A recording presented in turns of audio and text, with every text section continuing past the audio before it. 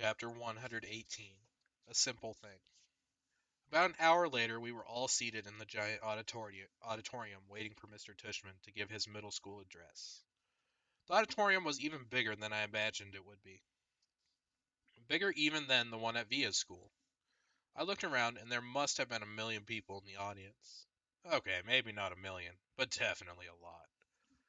Thank you, Headmaster Jansen, for those very kind words of introduction, said Mr. Tushman, standing behind the podium on the stage as he talked into the microphone. Welcome, my fellow teachers and members of the faculty. Welcome, parents and grandparents, friends and honored guests, and most especially, welcome to my 5th and 6th grade students. Welcome to Beecher Prep Middle School graduation ceremonies. Everyone applauded. Every year, continued Mr. Tushman, reading from his notes with his reading glasses way down on the tip of his nose, I am charged with writing 2 commencement addresses, one for the 5th and 6th grade graduation ceremony today, and one for the 7th and 8th grade ceremony that will take place tomorrow. And every year I say to myself, let me cut down on the work and write just one address that I can use for both situations.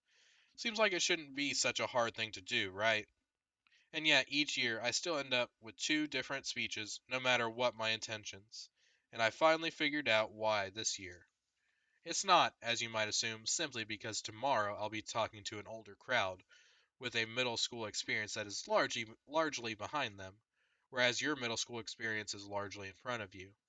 No, I think it has to do more with this particular age that you are right now, this particular moment in your lives that even after 20 years of my being around students this age still moves me. Because you're at the cusp, kids. You're at the edge between childhood and everything that comes after. You're in transition. We are all gathered here together, Mr. Tushman continued, taking off his glasses and using them to point at all of us in the audience. All of your families, friends, and teachers to celebrate not only your achievements of this past year, Beecher Middle Schoolers, but your endless possibilities. When you reflect on this past year, I want you all to look at where you are now and where you've been. You've all gotten a little taller, a little stronger, a little smarter, I hope. Here, some people in the audience chuckled. But the best way to measure how much you've grown isn't by inches or the number of laps you can now run around the track, or even your grade point average, though those things are important to be sure. It's what you've done with your time, how you've chosen to spend your days, and whom you've touched this year. That, to me, is the greatest measure of success. There's a wonderful line in a book by J. M. Barrie, and no, it's not Peter Pan. And I'm not going to ask you to clap if you believe in fairies. Here, everyone laughed again. But in another book by J. M. Barrie called The Little White Bird, he writes, he started flipping through a small book on the podium until he found the page he was looking for. Then he put on his reading glasses. Shall we make a new rule of life? Always to try to be a little kinder than is necessary.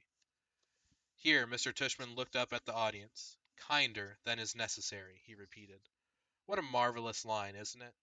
Kinder than is necessary. Because it's not enough to be kind. One should be kinder than needed. Why I love that line, that concept, is that it reminds me that we carry what we carry with us as human beings. Not just the capacity to be kind, but the very choice of kindness. And what does that mean? How is that measured? You can't use a yardstick. It's like I was saying before. It's not like measuring how much you've grown in a year. It's not exactly quantifiable, is it? How do we know we've been kind? What is being kind anyway? He put on his reading glasses again and started flipping through another small book. There's another small passage in a different book I'd like to share with you, he said. If you'll bear with me while I find it. Ah, here we go. In Under the Eye of the Clock by Christopher Nolan, the main character is a young man who is facing some extraordinary challenges. There's this one part where someone helps him, a kid in his class. On the surface, it's a small gesture, but to this young man, whose name is Joseph, it's, well, if you'll permit me. He cleared his throat and read from the book. It was at moments such as these that Joseph recognized the face of God in human form. It glimmered in the kindness to him. It glowed in their keenness.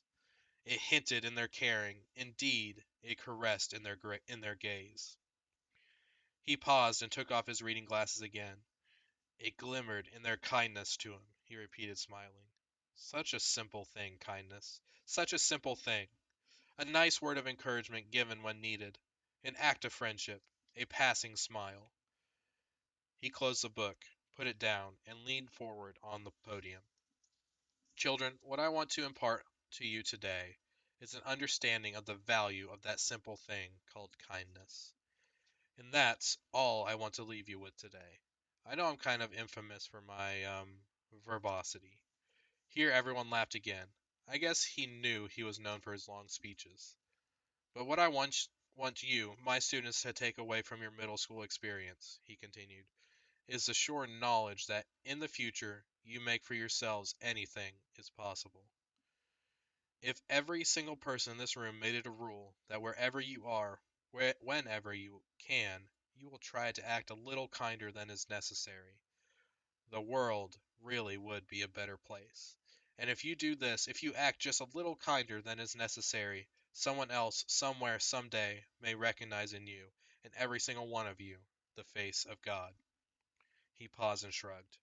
Or whatever politically correct spiritual representation of universal goodness you happen to believe in, he added quickly, smiling, which got a lot of laughs and loads of applause, especially from the back of the auditorium where the parents were sitting.